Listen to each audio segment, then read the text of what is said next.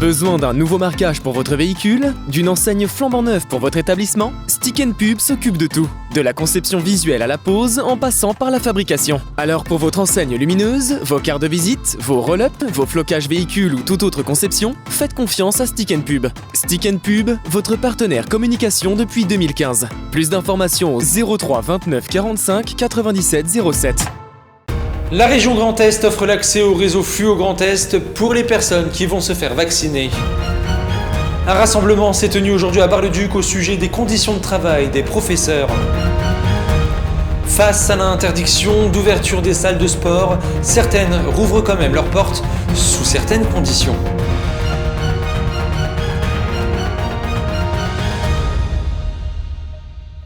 Bonsoir à tous, nous sommes le mardi 26 janvier 2021. On commence donc cette édition avec l'initiative de la région Grand Est.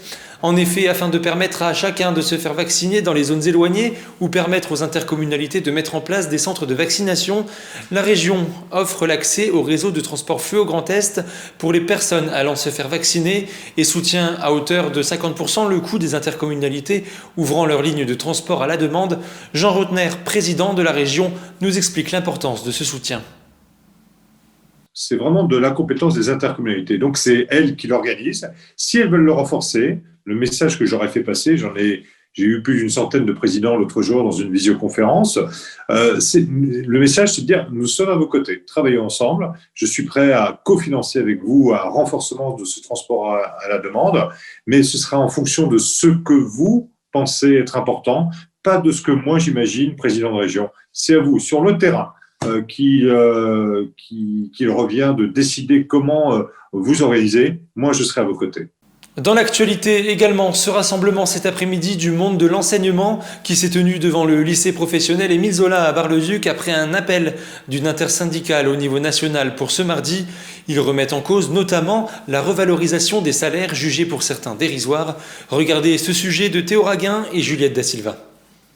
Ce mardi 26 janvier, à l'appel d'une intersyndicale, le monde de l'enseignement s'est mis en grève et des manifestations se sont organisées aux quatre coins de la France, comme ici à Bar-le-Duc, aux abords du lycée professionnel Émile Zola. Ce sont les revalorisations des rémunérations prévues dans le Grenelle de l'éducation qui sont à l'origine de la journée de mobilisation. En fin d'année dernière a été lancé par Jean-Michel Blanquer le Grenelle de l'éducation, qui d'ailleurs est toujours en cours. Et l'idée, c'était, en tout cas ce qu'on nous annonçait, c'était une revalorisation des enseignants. Pour 70% des enseignants, elle ne représente en fait que la prime d'équipement informatique de 150 € par an, c'est-à-dire 12,50 € par mois, ce qui est somme toute relativement ridicule. Alors même que certains enseignants, les professeurs documentalistes, n'y auraient pas droit, de même que les conseillers principaux d'éducation donc, qui gèrent la vie scolaire dans les établissements scolaires. Cependant, cette journée était également l'occasion de pointer du doigt la baisse des moyens alloués à l'enseignement. Alors ici, pour ce qui est de l'Académie de Nancy-Metz, c'est 129 postes qui sont supprimés, alors même qu'on est dans une période de crise sanitaire où on voit bien que nos élèves ont souffert à la fois des périodes de confinement, de l'enseignement en distanciel, etc. Donc ils ont des besoins encore plus importants que d'habitude. Et la seule réponse qu'on a du ministère, c'est en gros, je supprime encore des moyens. De plus, certains aspects de la gestion de la crise sanitaire sont également remis en cause. On aimerait bien qu'il y ait un peu de transparence sur les cas de contamination, histoire que alors je ne sais pas, peut-être de rassurer tout le monde, enfin en tout cas que chacun soit bien au courant de ce qui se passe réellement dans les établissements scolaires. Et puis bien évidemment par rapport aux sanitaires, ce qu'on aimerait bien aussi, c'est qu'on arrête de faire une politique au jour le jour et qu'on établisse réellement des scénarios en fonction de l'évolution de la situation pandémique et qu'on soit un peu préparé, que les décisions soient préparées en amont. Les différents corps de métier de l'éducation ont pu profiter de la journée pour s'unir et pour exprimer leurs propres revendications, comme les professeurs d'EPS qui se sentent lésés par les restrictions sanitaires. Arrêter toute pratique sportive à l'intérieur, vu les conditions météo qu'il y a dans notre région, c'est arrêter finalement l'EPS.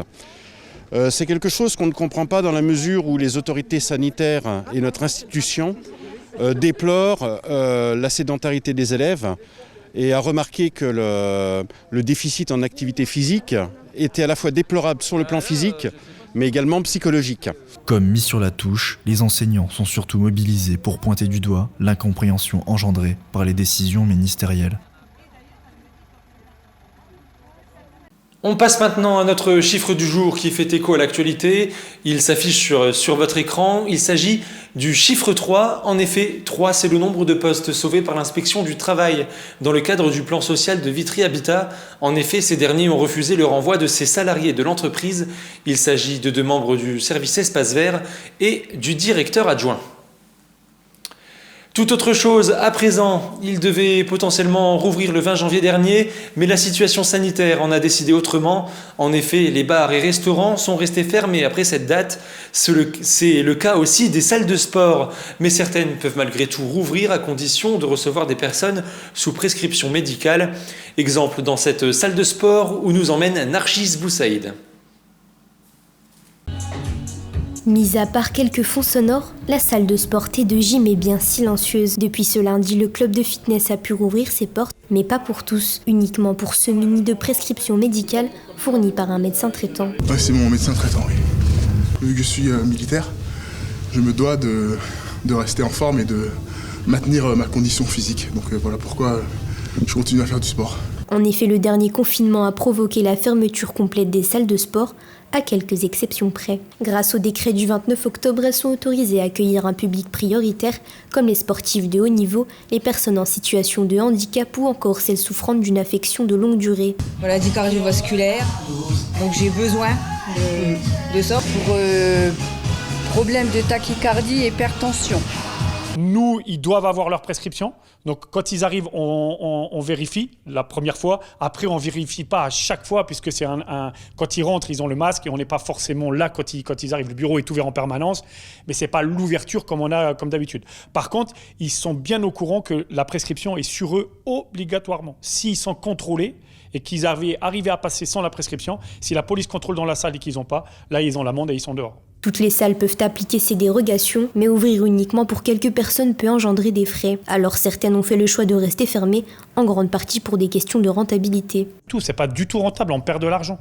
Alors on est aidé par l'État, parce qu'il ne faut pas mentir non plus, et c'est pas que négatif. On est aidé par l'État, ils nous soutiennent. Ça comble pas la totalité, surtout si on rouvre comme on fait, mais à quelque chose près, voilà, on arrive à s'en sortir. Mais effectivement, non, on travaille à perte. Les quelques privilégiés se sont donc empressés pour se défouler. Cependant, vous l'aurez compris, pour avoir le droit de pousser la porte d'une salle de gym, il faut souffrir de certaines maladies traitables à l'aide d'une activité physique. Attention néanmoins à ne pas abuser de ces exceptions. Voilà, c'est ça aussi. On ne veut pas non plus que ça soit la foire à l'empoigne, comme on dit, et qu'après on soit embêté avec la police, parce que effectivement la police va venir nous contrôler, ce qui est normal, et nous on va être dans les règles et on va faire les choses bien. À l'heure actuelle, aucune nouvelle concernant une réouverture complète prochaine, mais à noter qu'à compter de cette semaine, la quasi-totalité des salles de sport de Saint-Dizier pourront accueillir toute personne attestant d'une ordonnance médicale. Voilà, c'est la fin de cette édition. Merci à tous de l'avoir suivi. Dans quelques secondes, votre météo. Et puis, soyez prudents si vous devez prendre la route tôt demain matin. La Meuse et la Haute-Marne sont actuellement placées en vigilance orange pour neige et verglas. Des pluies verglaçantes sont par ailleurs attendues. Très belle soirée à tous. Toute l'actualité qui vous concerne, à voir et ou à revoir dès maintenant sur puissancetélévision.fr et sur notre application mobile.